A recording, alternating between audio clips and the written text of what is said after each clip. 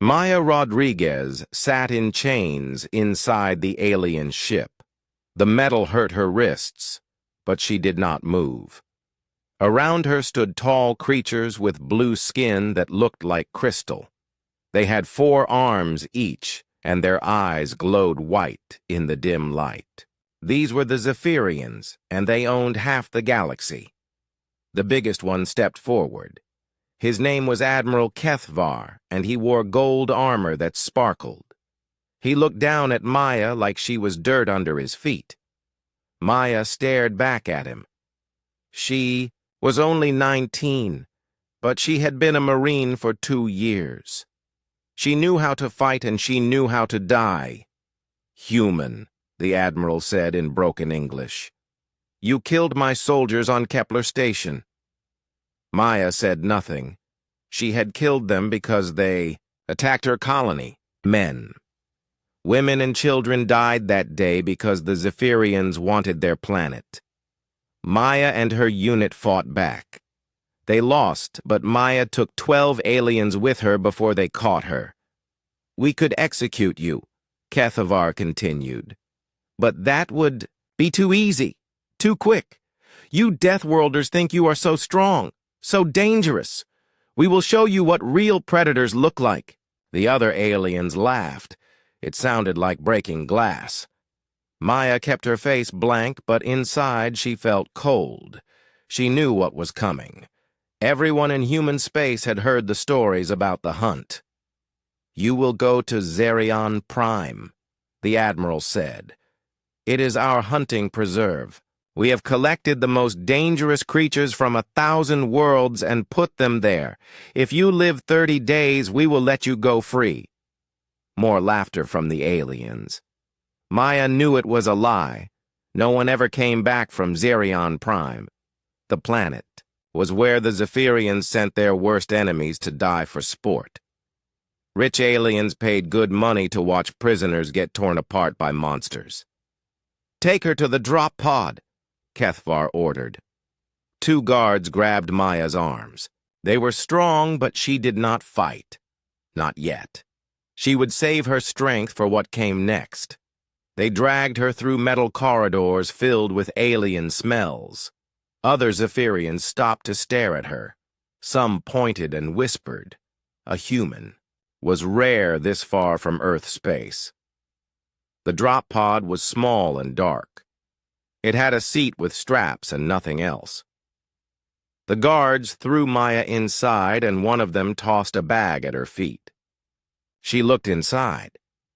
A knife with a 6-inch blade, 3 days of food bars, a water filter, a sleeping bag, a beacon that was supposed to call for pickup if she survived. "Generous," Maya said. It was the first word she had spoken since they caught her. One guard hit her across the face. "Shut up, Deathworlder, you will be dead in hours." They sealed the pod and left her alone. Maya strapped herself in and waited. Soon she felt the pod shake as it dropped from the ship. Through the small window she saw stars give way to clouds as she fell toward the planet below. Zerion Prime looked like hell. The sky was red and angry. Lightning flashed in the clouds. The ground was covered in black trees that looked like twisted metal. She could see things moving in the shadows between them. Big things. The pod hit the ground hard. Maya's teeth rattled, but the straps held her tight. When everything stopped shaking, she unbuckled herself and checked the door. It opened with a hiss. Hot air rushed in. It smelled like sulfur and death. Maya grabbed her bag and stepped outside. The gravity was heavier than Earth. Each step felt like she was carrying a friend on her back. The air was thick and made her lungs work harder. She could hear sounds in the distance, roaring, screaming. The planet was alive and hungry. She found a cave in some rocks nearby and made it her first camp. The cave was shallow, but it would keep her back protected. She set up her sleeping bag and ate one of the food bars. It tasted like cardboard, but it would keep her alive. As the alien sun set, the real sound started. Something howled in the forest. Something else answered from the other direction. Maya gripped her knife and waited. She had been trained for jungle warfare, but nothing like this. Earth's jungles had tigers and snakes. This place had things that came from nightmares. The first attack came at midnight. Maya heard breathing outside her cave, heavy panting like a giant dog. She pressed herself against the back wall and held her knife ready. Yellow eyes appeared at the cave mouth. Then more eyes. A whole pack of something had found her. The first creature stepped into the cave and Maya saw what she was fighting. It stood as tall as her shoulder and looked like a wolf mixed with a bear. Its fur was black and its teeth were as long as her fingers. Bone crushers, the aliens had called them in the briefing. They could bite through metal.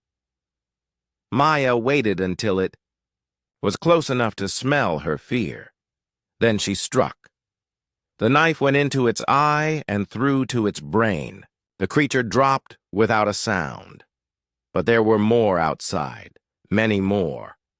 She dragged the dead one to block the cave mouth. Its blood was thick and black. The smell made the others angry. They started trying to dig around the body to get to her. Maya used her knife to make the dead one heavier by cutting off pieces and piling them up. The pack tried for hours to get to her. Maya stayed awake and ready. When morning came, they gave up and left. She had survived her first night. Maya crawled out of her cave and looked around. There were tracks everywhere in the red dirt. The bone crushers had friends, lots of friends. She needed to move and find better shelter. She walked for hours through the twisted forest. Everything here wanted to kill her. The trees had thorns that dripped poison, flowers that snapped at her like mouths with teeth, vines that tried to wrap around her legs. She cut her way through with the knife and kept moving. By evening, she found what she was looking for, a cliff with caves higher up.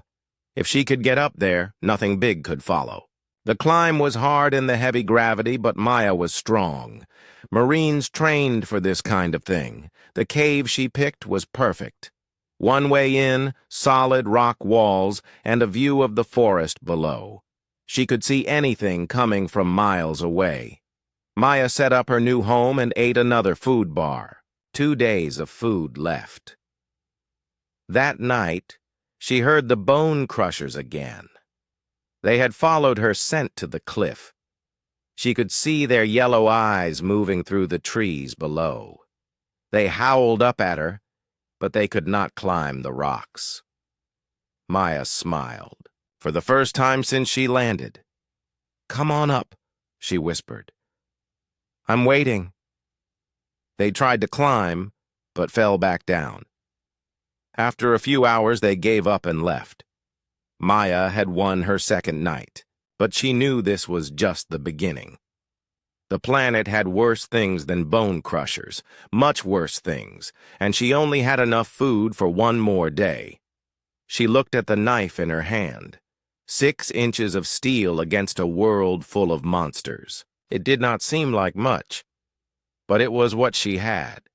Maya Rodriguez was a Marine, and Marines did not give up. Ever. The alien sun rose red and angry over Zerion Prime. Maya was still alive. That was something the aliens had not expected. She planned to surprise them a lot more before she was done. 6 months after Maya fell from the sky, Zerion Prime had become her kingdom. She had killed 17 hunting parties and taken their weapons, armor, and equipment. The other predators on the planet learned to stay away from her territory. Even. The bone crushers avoided the areas where she hunted, but Admiral Kethvar was not done with her yet. Maya heard about the new threat through the communicators she had taken from dead hunters. A full military unit was coming to the planet. 50 elite soldiers led by War Master Zexnal, the Admiral's best killer. They had advanced weapons, armored vehicles, and support from ships in orbit. "This game has gone on long enough," Kethvar said in a transmission Maya intercepted. "The human has embarrassed us for 6 months. Kill her and end this." Maya smiled as she listened from her cave high in the mountains. The Admiral was afraid of her now. Good. Fear made people stupid, and stupid people made mistakes. She watched, through stolen scopes, as the military ships landed in the valley below. Soldiers in heavy armor poured out of transport craft. They set up a base with walls and gun towers. Everything was organized and professional. These were not rich hunters looking for sport. These were killers who knew their business. Maya counted their equipment and felt cold inside. They had hover tanks that could fly over any terrain, drones that could search the entire planet in days, energy cannons that could melt through solid rock. She could not fight them the same way she fought the hunters. She needed a different plan. The screaming wastes lay on the far side of the planet where even the Zephyrians would not go. It was a desert of black glass and poisonous storms where the most dangerous creatures lived. Maya had avoided it for months because nothing that went there came back alive. Now she packed her gear and started the long journey across the continent. Behind her, Zexnal's forces began their systematic sweep of her old hunting grounds. They would find the bodies she had left behind and the traps she had built. But they would not find her. The trip took 2 weeks of hard travel. Maya moved at night and hid during the day to avoid the orbital scanners. She lived on meat from creatures she killed along the way, and water from underground streams. The landscape grew stranger as she traveled. Trees made of metal, rivers that flowed uphill, gravity that changed direction without warning. The screaming wastes were worse than anything Maya had imagined. The glass desert stretched for hundreds of miles under a sky that burned with unnatural colors. The air itself was poisonous and made her skin itch through her armor. Strange sounds echoed across the wasteland, sounds that came from things that should not exist. On her 3rd day in the wastes, Maya found what the Zephyrians feared. The creature was as big as a building and looked like a dragon made of shadows and starlight. Its eyes were galaxies spinning in darkness. When it moved, reality bent around it like soft metal. This was the world ender, the apex predator that even the aliens could not capture or kill. Maya approached it slowly with her weapons lowered. She had learned to read predator behavior, and this one was curious, not angry. It watched her with eyes older than human civilization and spoke without moving its mouth. "Little Deathbringer," the world ender said inside her mind, "you taste of blood and fury. Why have you come to my domain?" Maya was surprised she could understand it, but answered honestly. "The metal skins hunt me. I seek alliance." The creature laughed, and the sound made the glass desert ring like a bell. "Alliance? You are but a tiny thing of flesh and bone. What can you offer me?" Maya pulled out one of the Zephyrian heads she had been carrying as a trophy. "I offer you the pain of your captors. Help me and I will bring you all their heads." The world ender leaned closer, and its breath smelled like dying stars. "You would make war on those who caged me. You would spill their blue blood on my altar. Every drop," Maya promised. The ancient creature studied her for a long time. Maya felt its mind touching hers, reading her memories and intentions. It saw the colony ships burning at Kepler Station. It saw her family dying in alien fire. It saw the hate that kept her alive when she should have died months ago. "Yes," the World Ender finally said. "You understand what it means to be caged. You know the hunger for revenge that never sleeps. I will help you, little Deathbringer. But first, you must prove you are worthy of my gift." The test was simple, but deadly. Maya had to survive one night in the heart of the screaming wastes while the World Ender's children hunted her. These were creatures made of pure nightmare, things that existed between dimensions and fed on fear itself. Maya ran through a maze of glass spires while things that had no names chased her. She could not fight them with weapons because they were not fully real. Instead, she had to face her own terror and push past it. Every time she felt afraid, the creatures got stronger. When she embraced her anger instead, they grew weak. By dawn, Maya stood alone among the glass towers, covered in cuts but alive. The World Ender's children had retreated back to whatever hell they came from. She had passed the test. "Impressive," the World Ender said. "You burn with such beautiful rage. I will give you what you need to make the metal skins suffer." The gift was knowledge. The creature showed Maya hidden tunnels that ran under the entire planet, ancient passages built by the civilization that once lived here. She could use them to move anywhere without being detected by orbital scanners. More important, the World Ender taught her about the planet's true nature. Zarian Prime was not just a hunting preserve. It was a prison built around creatures too dangerous to kill. The Zephyrians thought they controlled it, but they were wrong. The planet itself was alive and angry about being used as their playground. "Wake the sleepers," the World Ender told her. "Free my brothers and sisters who have been caged for so long. Let them taste alien blood again." Maya spent a week learning the tunnel system and studying the weaknesses in Zephyrian technology. The World Ender shared memories of how their ships worked and where their weapons got power from. Knowledge was the best weapon of all. When she was ready, Maya began her counterattack. The first target was a patrol of 12 soldiers searching the southern forests. Maya used the tunnels to get behind them, then sealed the exits with explosive charges. Trapped underground, they were easy prey for the creatures she released from deeper tunnels. Things that had been sleeping for centuries woke up hungry. The second attack was more direct. Maya sabotaged a hover tank by replacing its power core with an unstable crystal from the wastes. When the crew tried to start it, the explosion took out half their base and created a hole that let shadow cats pour in through the defense perimeter. War Master Zexnal was good at his job, but he had never fought an enemy who could turn the planet itself against him. His men reported equipment failures, creature attacks, and ambushes that seemed impossible. Maya was everywhere and nowhere, striking from directions that should not exist.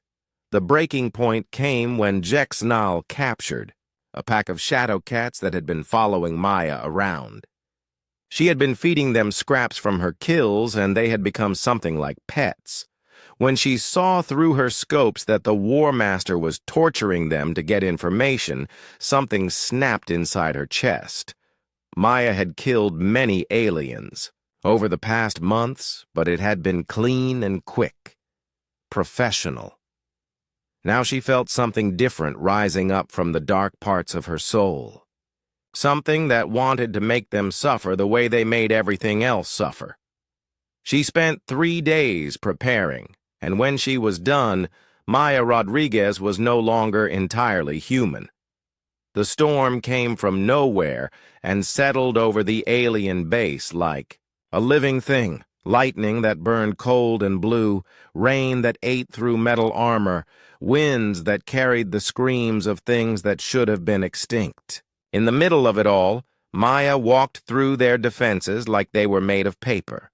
She killed 20 soldiers before they even knew she was there. Her weapons were not alien technology anymore. They were claws that cut through reality and teeth that bit through souls.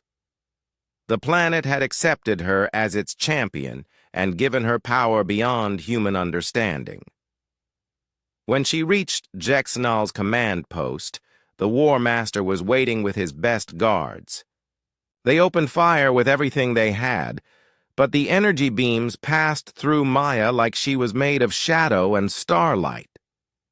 "Impossible," Jexnal whispered as Maya walked toward him. "You are just human, just flesh and blood." Maya smiled, and her teeth reflected galaxies. "I was human. Now I am something you made, something you feared into existence. I am what happens when you hurt the wrong person's family."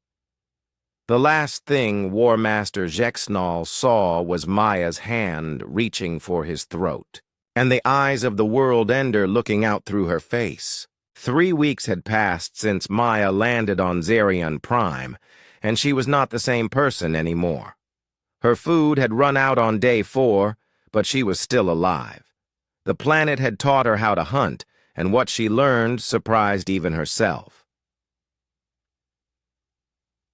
The first lesson came from the Bone Crushers. Maya watched them from her cave and saw how they moved in packs. They had a leader who stayed back while the others attacked. Kill the leader and the pack would run. Simple but effective. She practiced, throwing her knife until she could hit a target from 20 feet away. The second lesson came from the shadow cats. These were smaller predators that could turn invisible for short times. They liked to hunt alone and strike from behind. Maya learned to listen for the sound of their breathing. Even when invisible, they still needed air. She caught one by setting, a trap with meat from a bone crusher she had killed. When it appeared to eat, she was ready. The shadow cat's meat was tough, but it kept her fed. Its claws were sharp enough to cut through the alien materials. Maya used them to make better tools. The cat's hide was thick, and she used it to make armor for her arms and chest. Every kill made her stronger and smarter. But the real change came when Maya met her first Zephyrian hunter. His name was Commander Veltar, and he was young for his kind. Only 50 years old, which was like 20 for humans. He had come to Zarion Prime to prove himself to his family. Killing a Deathworlder would make him famous among his people. Veltar expected to find Maya starving and weak. Instead, he found traps. The first one was simple, a pit covered with branches. When he stepped on it, he fell 8 feet onto sharpened sticks. The sticks did not kill him, but they hurt his leg and made him angry. The second trap was better. Maya had tied vines across a path at neck height. When Veltar walked into them, they wrapped around his throat and started choking him. He cut himself, free. But now he was scared. The human was hunting him. Maya watched from the trees above. She had learned to climb like the shadow cats, quiet and fast. The Zephyrian had better weapons and armor, but he was clumsy. He made noise when he walked, and his glowing eyes gave away his position in the dark. She followed him for 2 days, always staying ahead of him. Maya left signs to confuse him, false trails that led to dead ends, sounds that made him turn the wrong way. She was playing with him like a cat plays with a mouse. On the 3rd day, Veltar made a mistake. He stopped to rest in a canyon where Maya had set her best trap. She had killed a bone crusher and dragged its body up into the rocks above the path. The creature was still alive but hurt bad. Maya had used shadowcat claws to paralyze it, but keep it breathing. When Veltar walked under her hiding spot, Maya pushed the bone crusher off the cliff. 300 pounds of angry alien predator landed on top of him.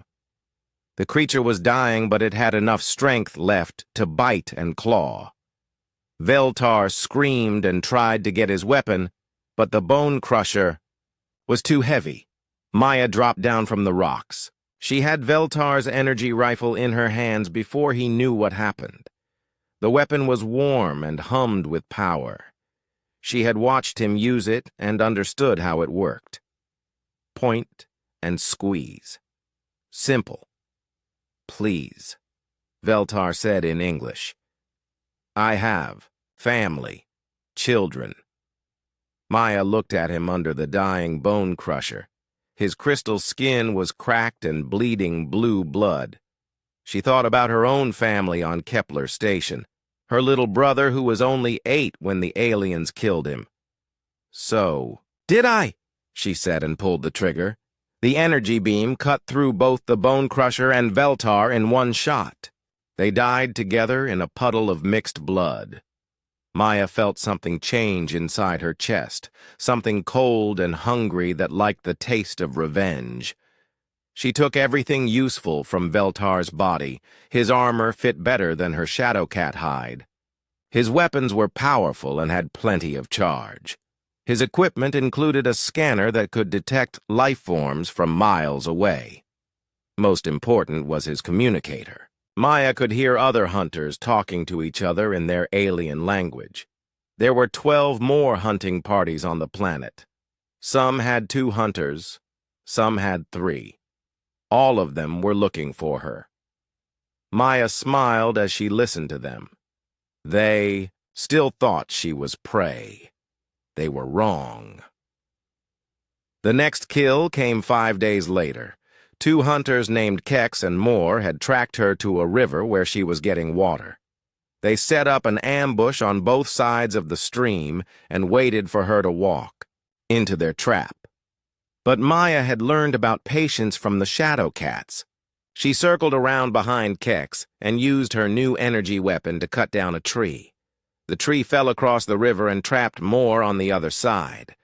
While Moore tried to climb over it, Maya killed Kex with the Shadowcat claws.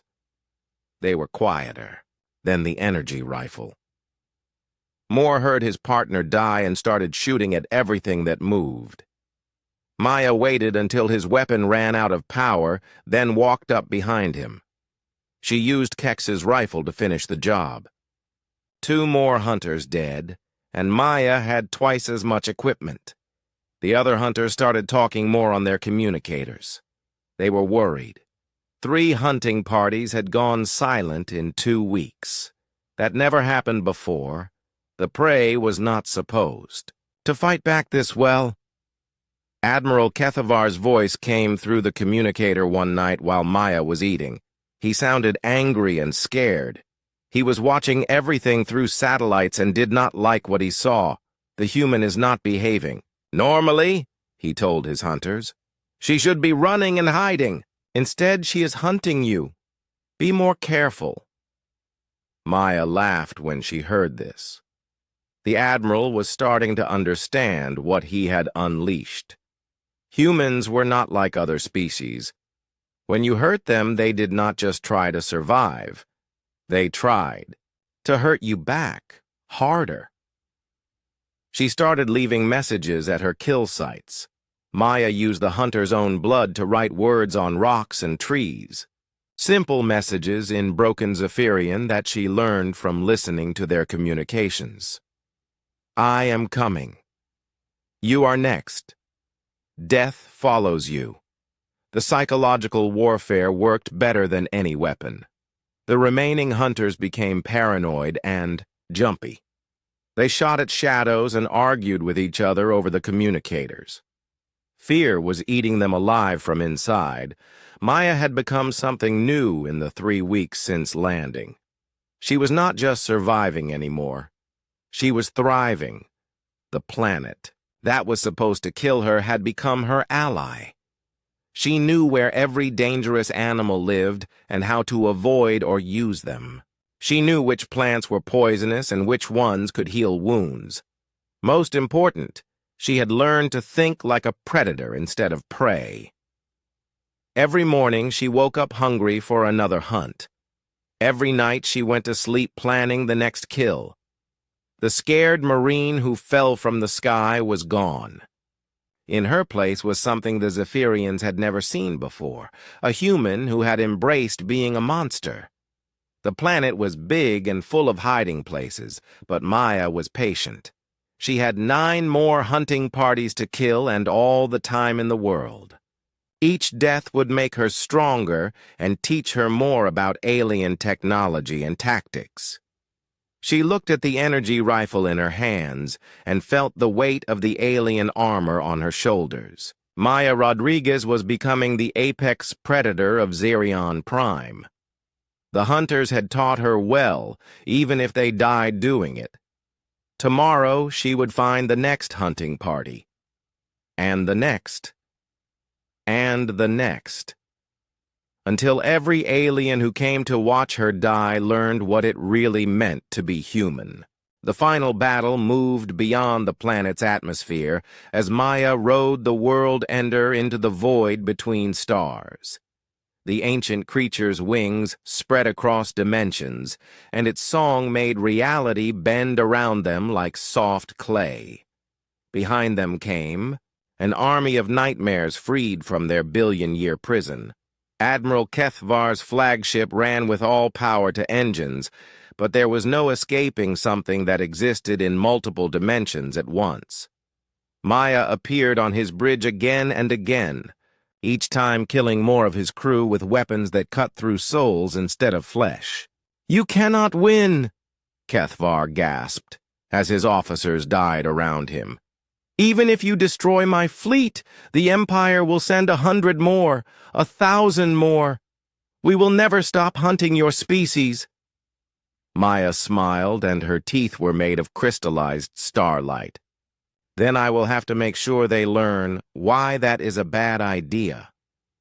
She grabbed the Admiral by his throat and lifted him off the deck with one hand. Through the bridge windows, he could see his mighty fleet burning as creatures that ate energy itself, devoured his ships from inside out.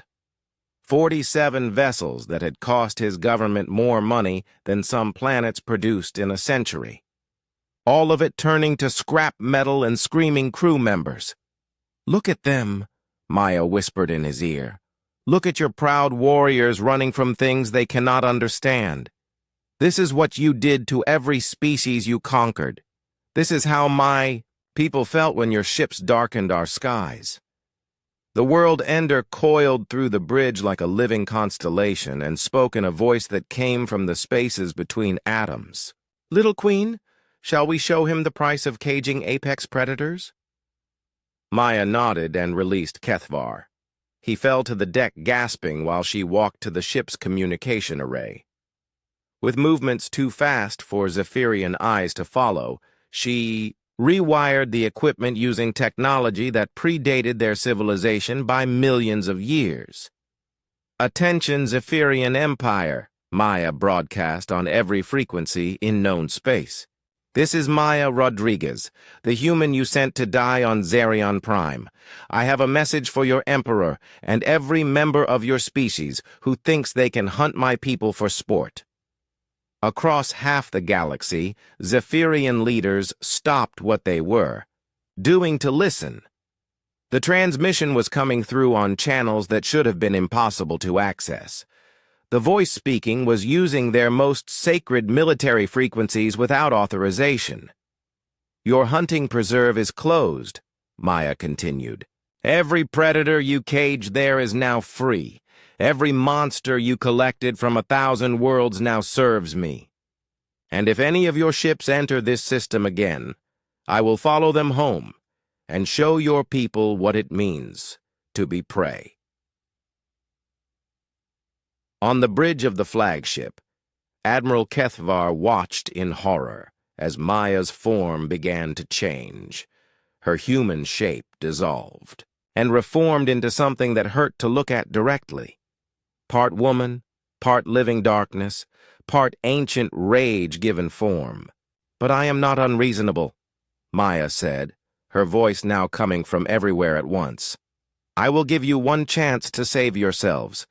Any human colonies under attack by Zephyrian forces have 24 hours to report that those attacks have stopped. Any human prisoners in your jails have 48 hours to be released.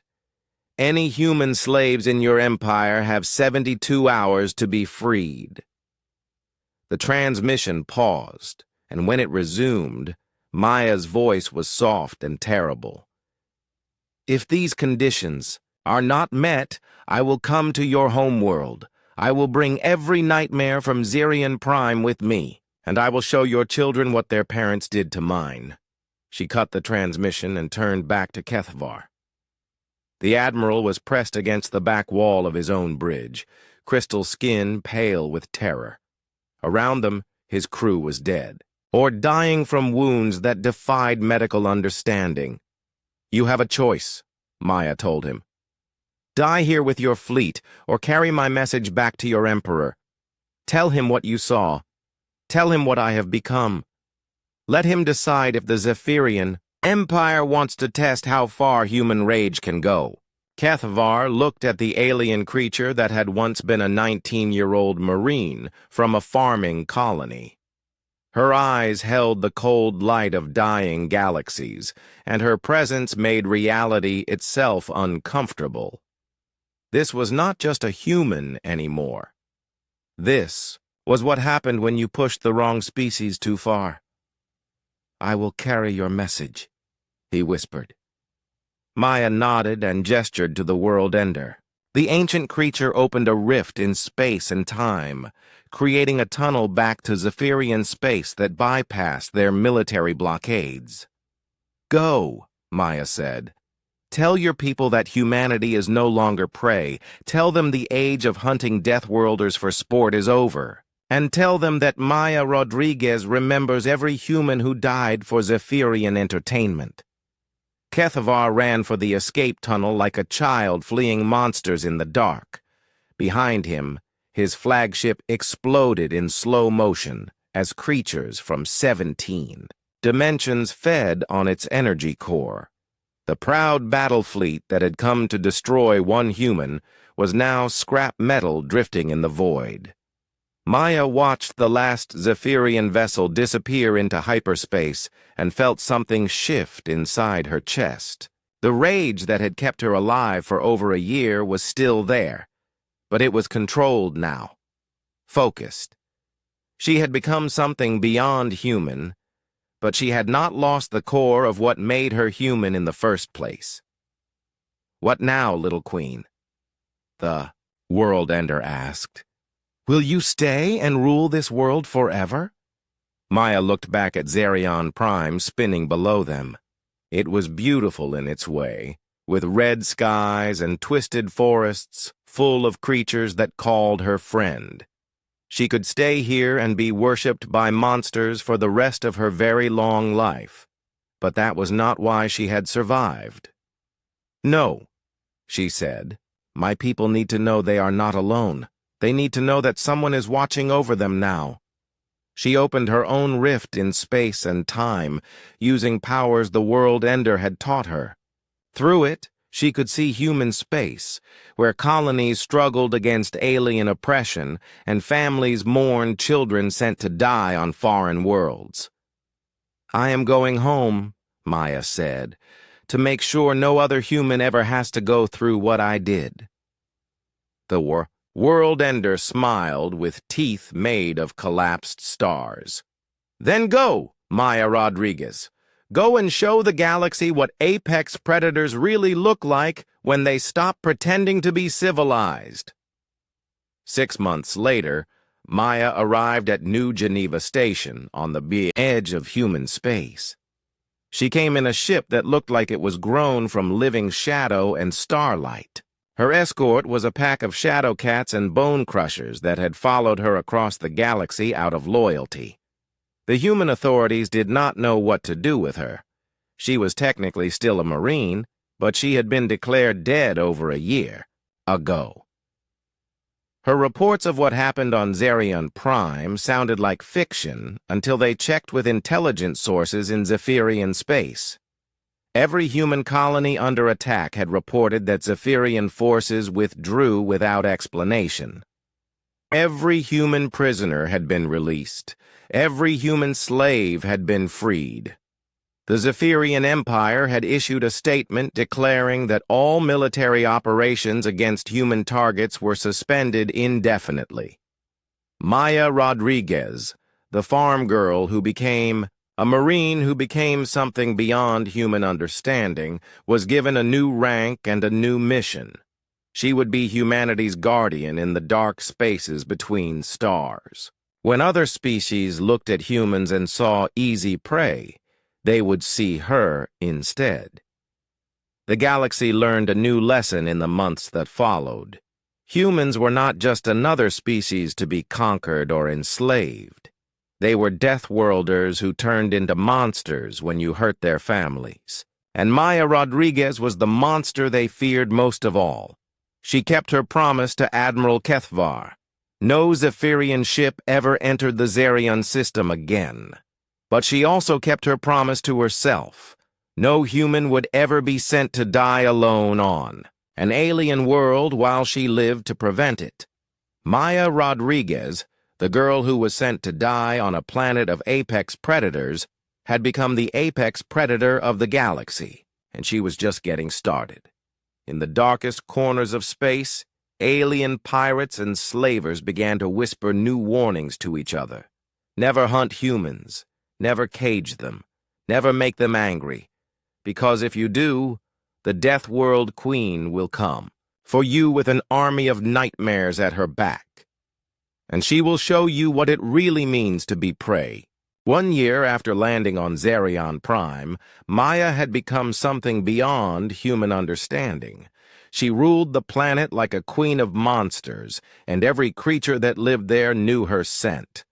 The shadow cats brought her gifts of meat from their hunts. The bone crushers howled her name when the alien sun set. Even the poisonous plants bent their branches away from her path. The remaining Zephyrian soldiers were trapped in their base, afraid to leave its walls. They had tried 3 more expeditions to hunt her, and none came back. The bodies were found arranged in patterns that hurt the mind to look at. Messages written in languages that predated Zephyrian civilization. Maya was not just killing them anymore. She was breaking their spirits.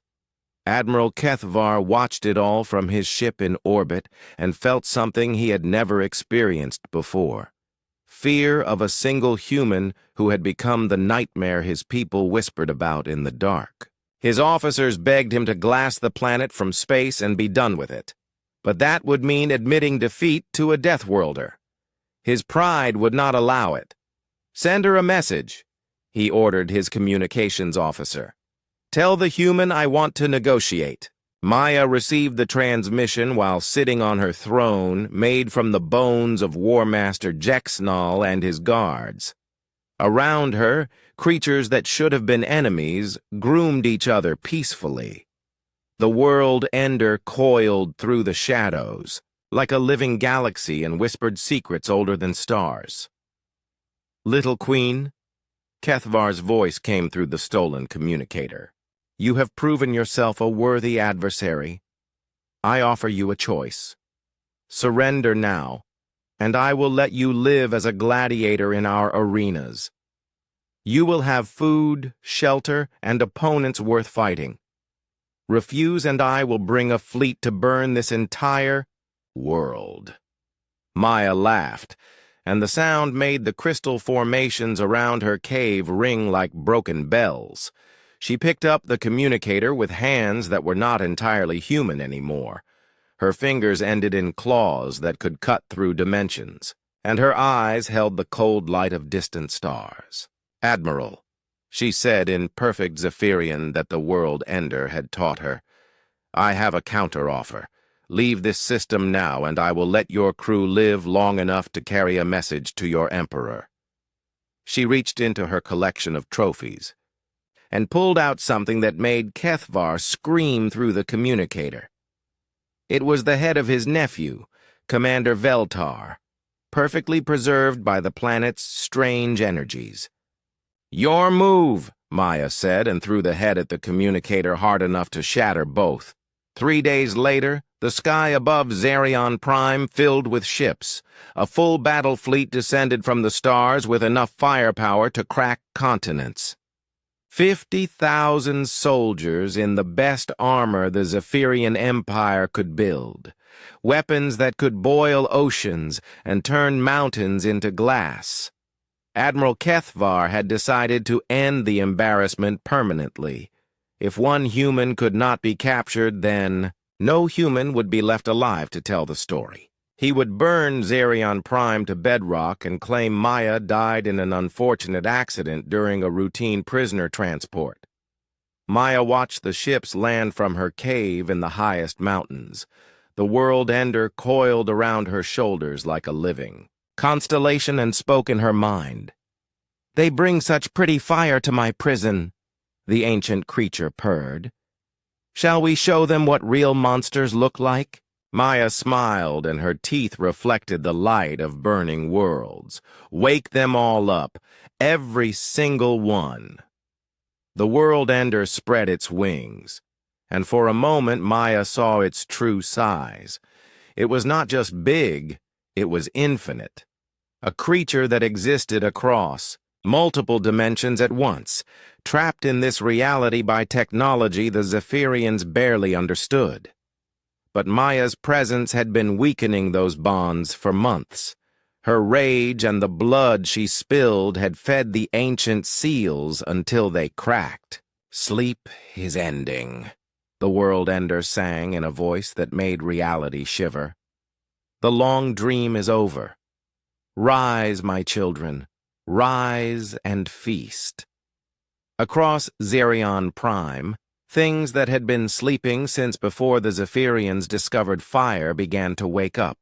Creatures that ate starlight and drank gravity. Monsters that existed in 17 dimensions simultaneously. Predators that hunted concepts instead of flesh.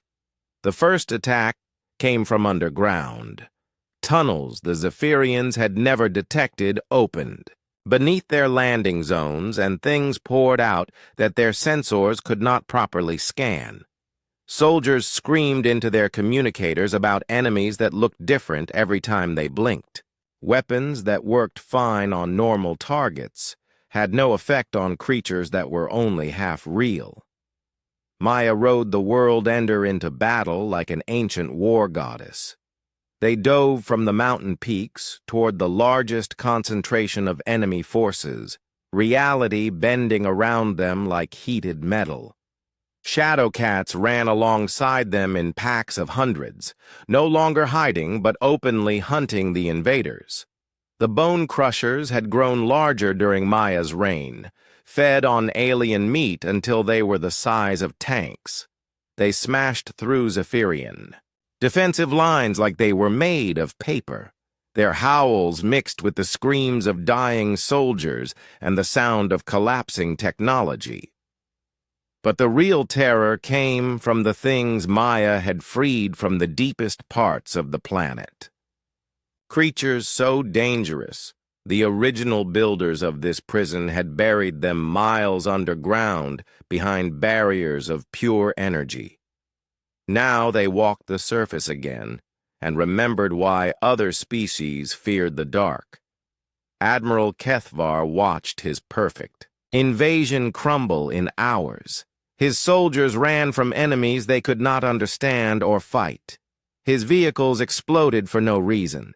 His orbital support ships reported that their weapons were firing backwards into space instead of at the planet. "What is she?" he whispered to his tactical officer. "What has that human become?" The officer was staring at his screens in horror. "Sir, our sensors show she is not fully in this dimension anymore. She exists in several layers of reality at once. The energy readings are off every scale we have." Maya landed on the command ship's bridge without warning. One moment, Kethvar was looking at empty air. The next, she was standing 3 feet away from him with eyes that held galaxies.